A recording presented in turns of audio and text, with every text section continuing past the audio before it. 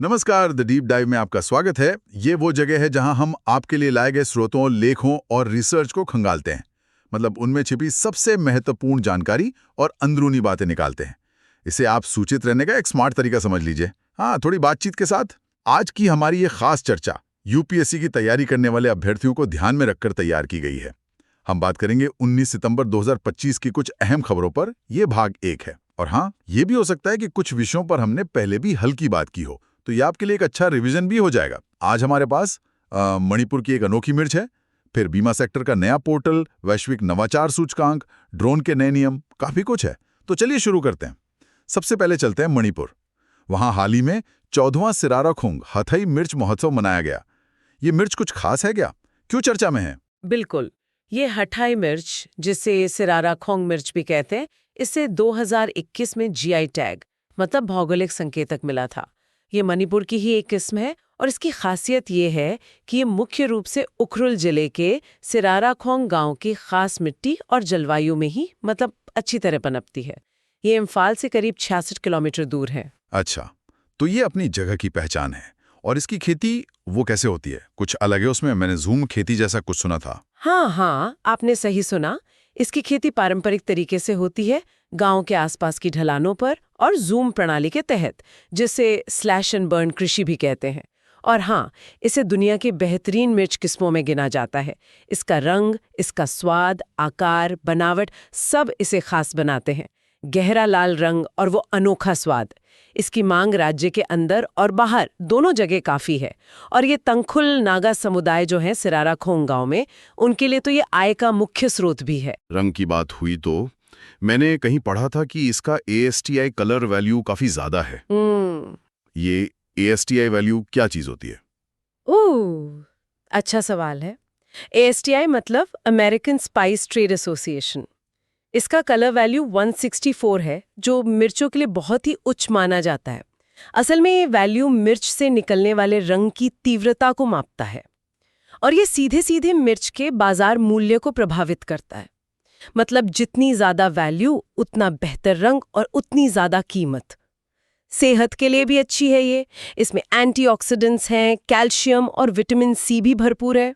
और ये GI tag जिसके बारे में आपने बताया संक्षेप में, ये होता क्या है? मतलब यूपीएससी के लिहाज से भी ये जानना जरूरी है। हाँ, बिल्कुल।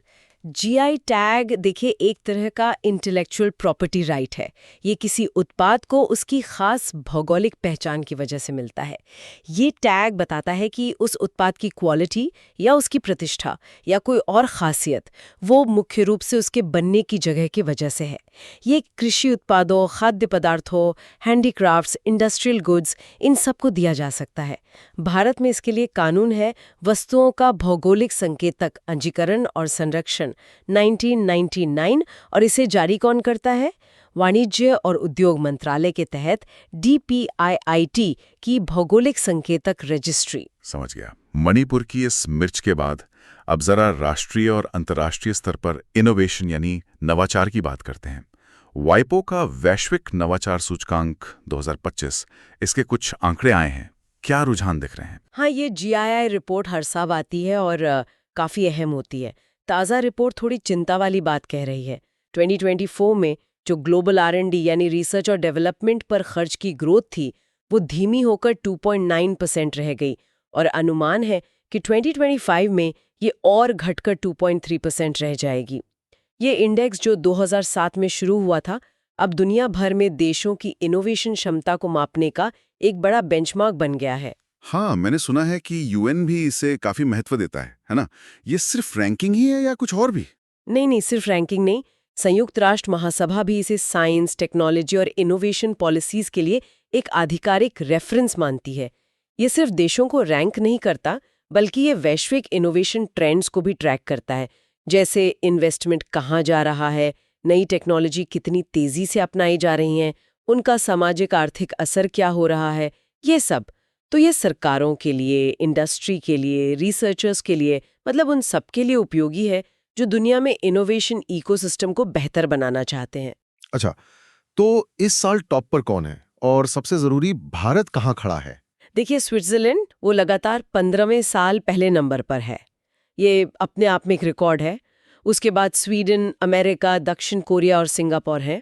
और चीन? हाँ, एक खास बात यह है कि चीन पहली बार टॉप 10 में आया है, 10वें स्थान पर, और सभी मध्यम आय वाली अर्थव्यवस्थाओं में वो सबसे आगे है। भारत के लिए खबर अच्छी है, 139 अर्थव्यवस्थाओं में भारत 38वें स्थान पर पहुंच गया है। 38वें पर? ये तो काफी बड़ा सुधार है अगर हम 2015 से तुलना करें तो। बिल्कुल, बहुत बड़ा सुधार है। 2015 में भारत 81वें स्थान पर था। तो ये दिखाता है कि पिछले कुछ सालों में भारत ने इनोवेशन का माहौल सुधारने के लिए जो भी कदम उठाए हैं, उनका असर अब दिख रहा है। तुर्की, वियतनाम, मोरक्को जैसे देशों ने भी अपनी रैंकिंग में अच्छा सुधार दिखाया है। भारत की जीआई रैंकिंग में ये उछाल वाकई अच्छी खबर है। अब तकनीक की बात चली रही है तो ड्रोन आजकल हर जगह दिख रहे हैं। सरकार इन्हें रेगुलेट करने के लिए एक नया बिल ला रही है, नागरिक ड्रोन प्रोत्साहन और विनियमन मसौदा विधेयक 2025। इसके मुख्य बिंदु क्या हैं? हाँ, ये ड्राफ्ट बिल नागरिक उड्डयन मंत्रालय ने हाल ही में पब्लिक किया है और इस पर स्टेक होल्डर्स और आम नागरिकों से फीडबैक मांगा है। इसका मकसद एकदम साफ है। भारत में जो मानव रहित विमान प्रणालियां हैं, मतलब यूएस या आम भाषा में कहें तो ड्रोन्स, उनके सुरक्षित और व्यवस्थित संचालन के लिए एक प्रॉपर लीगल फ्रेमवर्क तैयार करना। तो इसमें किन बातों पर ज्यादा जोर है? सेफ्टी और रेगुलेशन के लिए क्या प्रावधान है? कई अहम बातें हैं इसमें। पहली, हर ड्रोन का रजिस्ट्रेशन अनिवार्य होगा, मतलब बिना रजिस्ट्रेशन के ड्रोन उड़ाना गैर कानूनी होगा। दूसरी, ड्रोन में सेफ्टी और सिक्योरिटी फीचर्स होने जरूरी हैं, जैसे no permission no take off या जियो फेंसिंग। तीसरी, ड्रोन ऑपरेटर्स को थर्ड पार्टी बीमा लेना भी कंपलसरी किया गया है और ये कानून हर उस व्यक्ति या संस्था पर लागू होगा जो ड्रोन का मालिक है या उसे उड़ाता है, बनाता है, इंपोर्ट एक्सपोर्ट करता है, लीज पर देता है, ट्रेनिंग देता है या उसका मेंटेनेंस करता है। अच्छा। लेकिन हाँ, एक बात ध्यान रखने वाली है, जो ड्रोन सशस्त्र बल इस्तेमाल करते हैं या जिनका वजन 500 किलो से ज्यादा है, वो इस बिल के दायरे में नहीं आएंगे। उनके लिए भारतीय वायुयान अधिनियम 2024 लागू होगा। और रेगुलेटर कौन होगा? डीजीसीए ही। और ये सेफ्टी फीचर्स कैसे काम करेंगे? हाँ, रेगुलेटर डीजीसीए यानी नागरिक उड्डयन महानिदेशालय ही मुख्य नियामक संस्था रहेगी। बिना रजिस्ट्रेशन और डीजीसीए से जारी यूनिक आइडेंटिफिकेशन नंबर UIN के कोई ड्रोन ऑपरेट नहीं हो सकेगा। जो ड्रोन बनाते हैं उन्हें भी अपने मॉडल के लिए डीजीसीए से टाइप सर्टिफिकेशन लेना होगा, तभी वो भारत में बेचे या ऑपरेट किए जा सकेंगे। और ये जो अनिवार्य सेफ्टी फीचर्स की बात है, इनका उद्देश्य यही है कि ड्रोन हवा में उड़ने लायक हो, उसके साथ कोई छेड़छाड़ न कर सके और उसके ऑपरेशन को ट्रैक किया जा सके। बिना इन फीचर्स वाले ड्रोन बनाना, बेचना या ऑपरेट करना वो प्रतिबंधित होगा, जब तक कोई खास छूट न मिले। और हवाई क्षेत्र को लेकर क्या व्यवस्था है? डिजिटल स्काई प्लेटफॉर्म की बात हो रही थी। हाँ, वो कॉन्सेप्ट जारी रखा गया है। डिजिटल स्काई प्लेटफॉर्म एक तरह का डिजिटल मैप है जो भारत के एयर स्पेस को 3 जोन में बांटता है, ग्रीन, येलो और रेड। ग्रीन जोन में आमतौर पर ड्रोन उड़ाने की अनुमति होगी कुछ शर्तों के साथ। येलो जोन, जो अक्सर एयरपोर्ट के आसपास का इलाका होता है, वहां उड़ाने के लिए एयर ट्रैफिक कंट्रोल ATC से क्लियरेंस लेना होगा। और रेड जोन, ये सेंसिटिव इलाके हो सकते हैं, यहाँ ड्रोन उड़ाने के लिए केंद्र सरकार और जो भी एजेंसी उस रेड जोन को कंट्रोल कर रही है, उनकी पहले से अनुमति लेना अनिवार्य होगा। बिना अनुमति रेड जोन में घुसना मना है। ये नियम तो काफी सख्त लग रहे हैं। अगर कोई इनका उल्लंघन करता है तो सजा का भी प्रावधान होगा निश्चित ही। बिल्कुल, नियमों को लागू करवाने के लिए सजा का प्रावधान तो रखना ही पड़ता है। खास तौर पर प्रतिबंधित हवाई क्षेत्र यानी रेड जोन में बिना अनुमति ड्रोन उड़ाना, इसे एक संज्ञेय और गैर शमनीय अपराध माना गया है। गैर शमनीय मतलब? नहीं किया जा सकता। इसके लिए 3 साल तक की जेल या 1 लाख रुपए तक का जुर्माना या दोनों हो सकते हैं।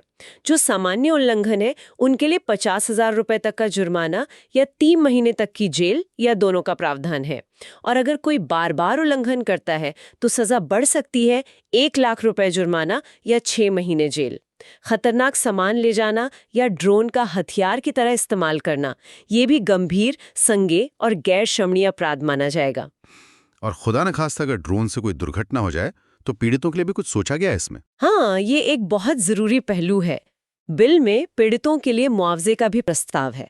अगर किसी की मृत्यु हो जाती है तो कम से कम 2.5 लाख रुपए और गंभीर चोट लगती है तो 1 लाख का न्यूनतम मुआवजा देना होगा। ये मुआवजा ड्रोन के मालिक को देना होगा या अगर बीमा है तो बीमा कंपनी देगी। एक और अहम प्रस्ताव ये है कि जो मोटर एक्सीडेंट क्लेम ट्रिब्यूनल है उन्हें ही ड्रोन दुर्घटनाओं से जुड़े मुआवजे के क्लेम पर फैसला करने का अधिकार दिया जाए। इससे शायद प्रक्रिया थोड़ी आसान हो जाए। ड्रोन टेक्नोलॉजी की नियमन के बाद अब जरा टेक्सटाइल सेक्टर की ओर चलते हैं। पीएम मित्र पाक की काफी चर्चा है। हाल ही में पहले पाक का शिलान्यास भी हुआ।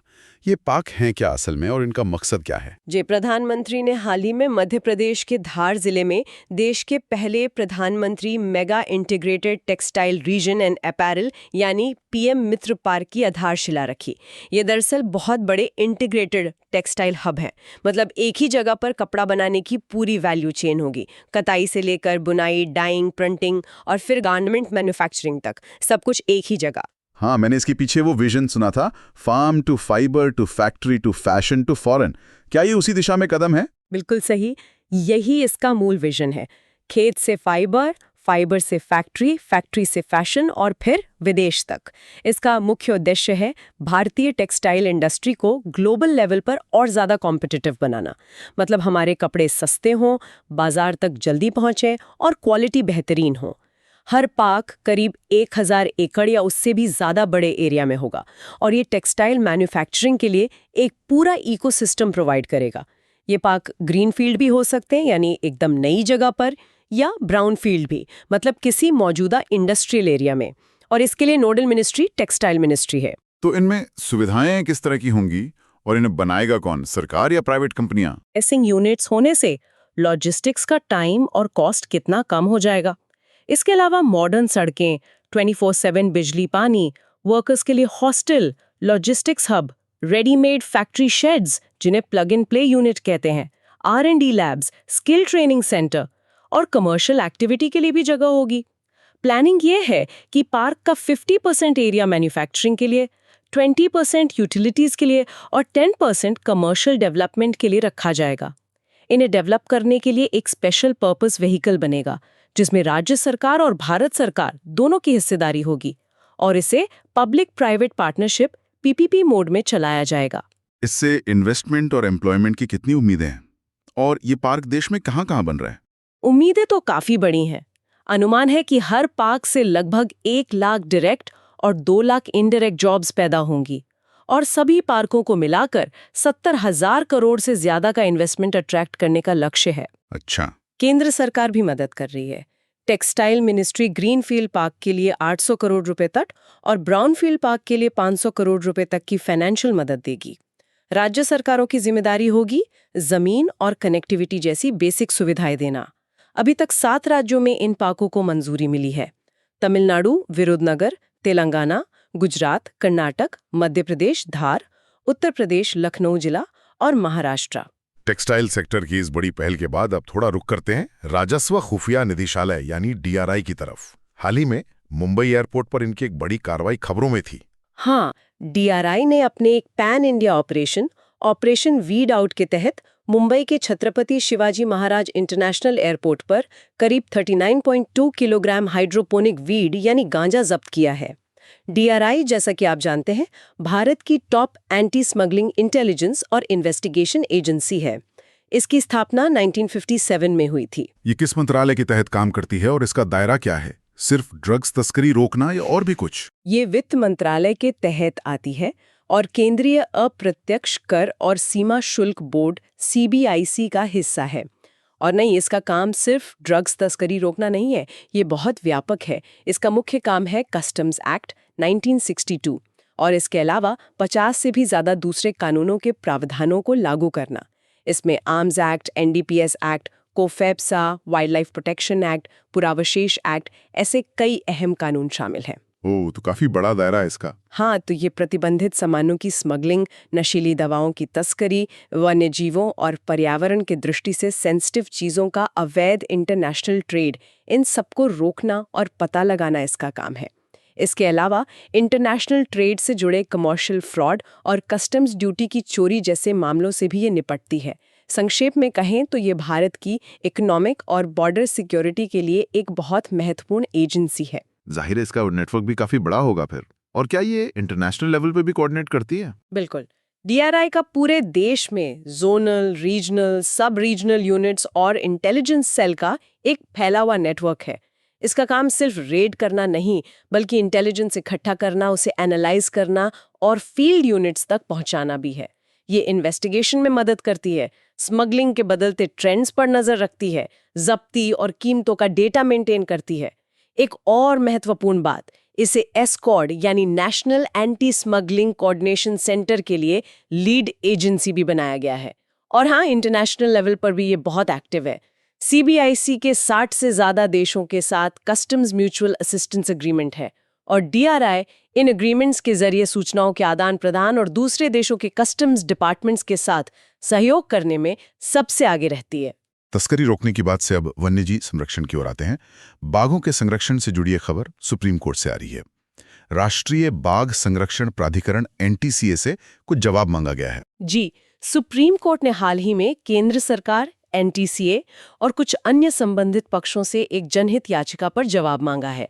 इस याचिका में महाराष्ट्र और मध्य प्रदेश जैसे राज्यों में कथित तौर पर चल रहे ऑर्गेनाइज्ड टाइगर पोचिंग और अवैध वाइल्ड लाइफ ट्रेड रैकेट की सीबीआई जांच की मांग की गई है। एनटीसीए, ये संस्था तो बाघ संरक्षण के लिए बहुत महत्वपूर्ण है।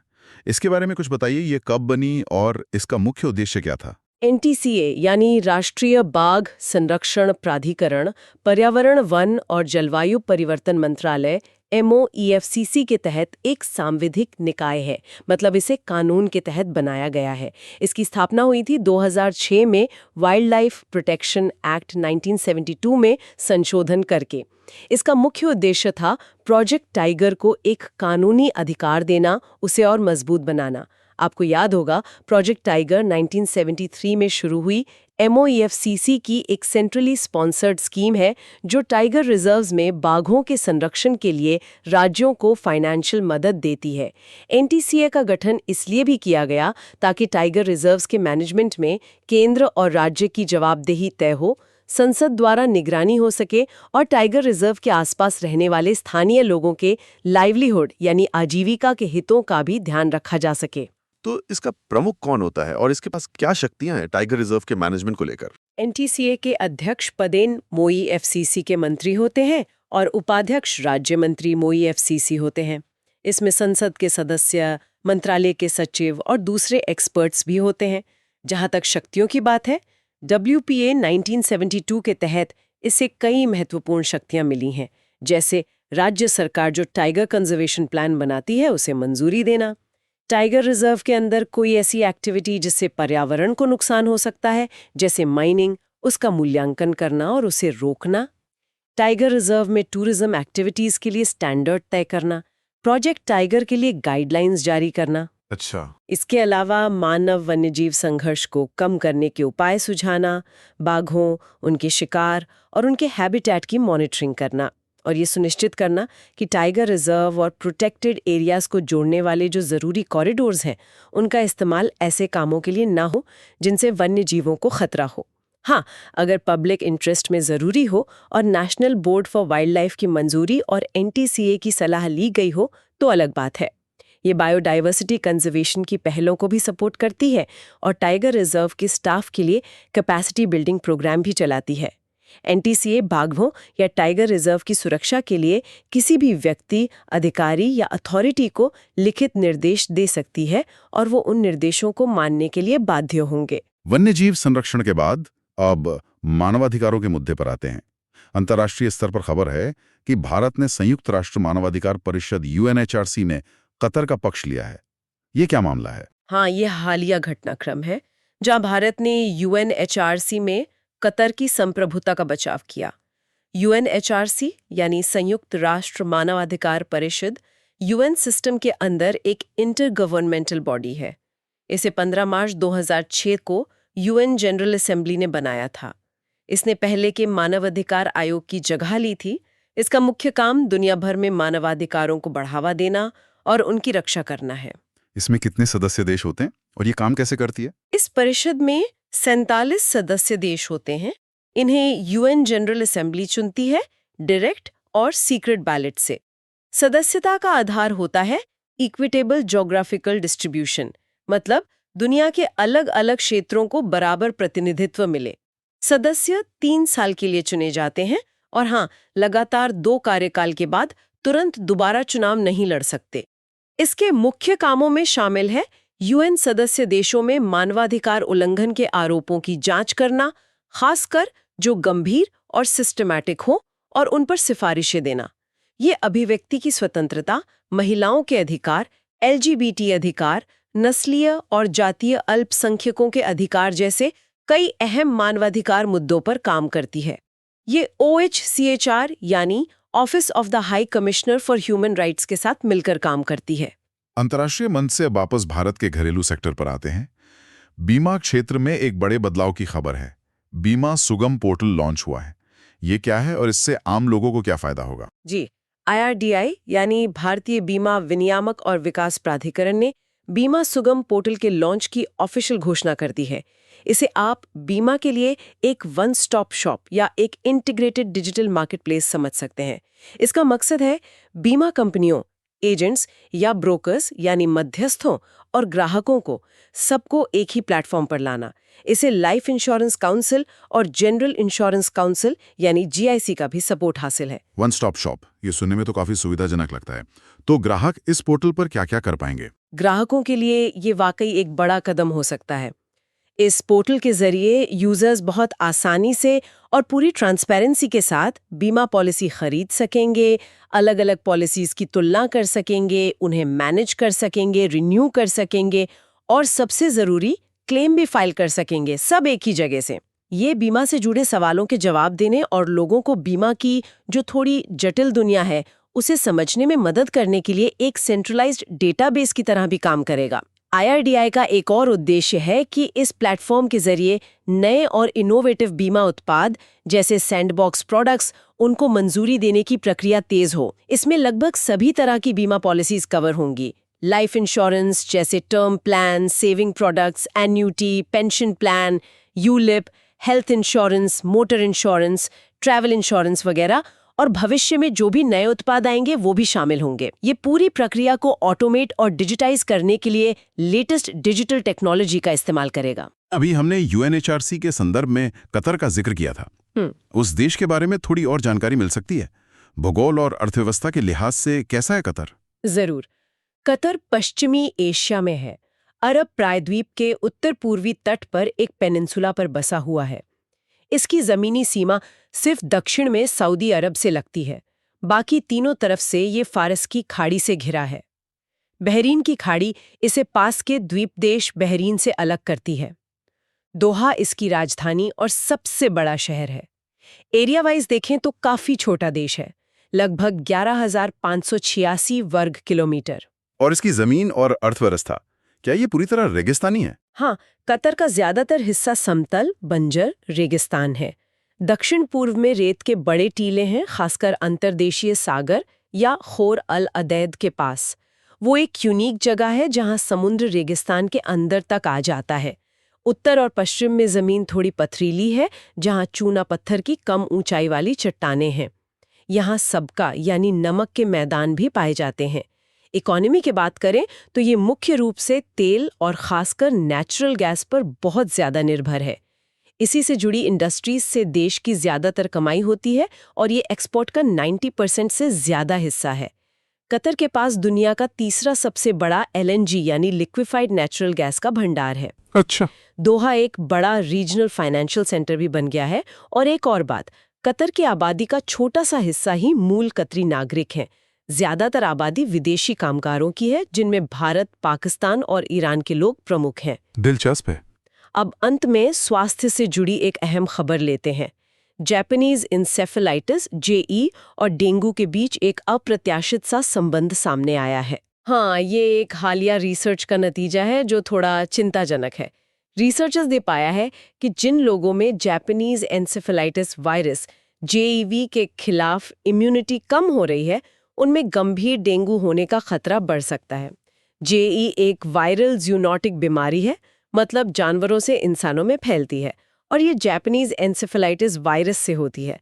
ये वायरस उसी फ्लेवीवायरस परिवार का सदस्य है जिससे डेंगू, येलो फीवर और वेस्ट नाइल वायरस भी आते हैं। ये जानना जरूरी है कि जेई वायरस और डेंगू वायरस दोनों एक ही जीनस ऑर्थोफ्लेवीवायरस से हैं। अच्छा, तो ये दोनों वायरस एक ही परिवार के हैं। जेई फैलता कैसे है और इसके लक्षण क्या होते हैं? ये वायरस संक्रमित क्यूलेक्स प्रजाति के मच्छरों के काटने से इंसानों में फैलता है, खासकर विष्णुई समूह के मच्छर। जरूरी बात यह है कि ये इंसान से इंसान में नहीं फैलता है। ये बीमारी एशिया के ग्रामीण इलाकों में ज्यादा आम है, खासकर मानसून के मौसम में जब मच्छरों की आबादी बढ़ जाती है। ये वायरस मुख्य रूप से ब्रेन को अफेक्ट करता है। लक्षणों में बुखार, तेज सिरदर्द, उल्टी शामिल है। गंभीर मामलों में कन्फ्यूजन, दौरे पड़ना और पैरालिसिस जैसे न्यूरोलॉजिकल लक्षण भी दिख सकते हैं। हालांकि कई लोगों में इन्फेक्शन के बाद हल्के या कोई लक्षण नहीं होते, लेकिन गंभीर मामलों में ये परमानेंट ब्रेन डैमेज या मौत का कारण भी बन सकता है। तो इससे बचाव और इलाज क्या है, खासकर जब डेंगू से भी इसका कनेक्शन जुड़ रहा है? देखिए, बचाव का सबसे असरदार तरीका तो वैक्सीनेशन ही है, खासकर उन इलाकों में जहां ये बीमारी ज्यादा होती है, मतलब एंडेमिक एरियाज में। जेई के लिए कोई स्पेसिफिक एंटीवायरल दवा नहीं है। इलाज मुख्य रूप से लक्षणों को कंट्रोल करने और मरीज को सपोर्टिव केयर देने पर फोकस रहता है। भारत सरकार के यूनिवर्सल इम्यूनाइजेशन प्रोग्राम UIP के तहत 2013 से जेई वैक्सीन की 2 डोज दी जा रही हैं। डेंगू और जेई के बीच इस संभावित कनेक्शन को देखते हुए वैक्सीनेशन और मच्छर कंट्रोल दोनों ही और ज्यादा महत्वपूर्ण हो जाते हैं। तो ये थी 19 सितंबर 2025 की कुछ प्रमुख सुर्खियां जिन पर हमने आज विस्तार से बात की। मणिपुर की हटई मिर्च और जीआई टैग से लेकर जीआई में भारत की छलांग, ड्रोन के नए नियम और उनके असर, पीएम मित्र पाक जैसी बड़ी योजनाएं, DRI के ऑपरेशन, बाघ संरक्षण की चुनौतियां, UNHRC में भारत का स्टैंड, बीमा सुगम जैसा नया डिजिटल प्लेटफॉर्म, कतर की जियो इकोनॉमिक्स और जेई व डेंगू के बीच का लिंक, काफी कुछ कवर किया हमने। हाँ, और आज की चर्चा से ये साफ है कि कैसे टेक्नोलॉजी जैसे ड्रोन या डिजिटल पोर्टल, पर्यावरण जैसे बाघ संरक्षण या क्लाइमेट रेजिलिएंट फार्मिंग, अर्थव्यवस्था जैसे टेक्सटाइल पार्क या इनोवेशन इंडेक्स और अंतर्राष्ट्रीय संबंध जैसे GII या UNHRC या DRI का काम, ये सब आपस में गहरे जुड़े हुए हैं और भारत इन सभी मोर्चों पर एक्टिवली अपनी भूमिका निभा रहा है। चाहे वो इनोवेशन रैंकिंग सुधारना हो, नई टेक्नोलॉजी को जिम्मेदारी से अपनाना हो या अपनी सीमाओं और वन्यजीवों की सुरक्षा करना हो। साथ ही वैश्विक स्वास्थ्य चुनौतियां जैसे GE और डेंगू का ये बदलता स्वरूप, ये भी लगातार ध्यान देने की मांग करते हैं। और जाते जाते हाथ के लिए एक विचार छोड़ जाते हैं। जैसे जैसे ड्रोन जैसी शक्तिशाली तकनीकें हमारी जिंदगी का हिस्सा बन रही हैं, समाज को इनोवेशन को बढ़ावा देने और पब्लिक सेफ्टी सुनिश्चित करने के बीच वो नाजुक संतुलन कैसे साधना चाहिए, खासकर जब नियम बनाने की प्रक्रिया चल रही हो, इस पर जरूर सोचिएगा। उम्मीद है आपको आज की ये जानकारी उपयोगी और दिलचस्प लगी होगी। अगर आपको हमारा ये प्रयास पसंद आया तो प्लीज़ इसे लाइक करें और हमारे चैनल को सब्सक्राइब करना ना भूलें, ताकि आप भविष्य में भी ऐसी महत्वपूर्ण चर्चाओं से जुड़े रह सकें। अगली बार फिर मिलेंगे कुछ नए विषयों और उनके विश्लेषण के साथ। धन्यवाद।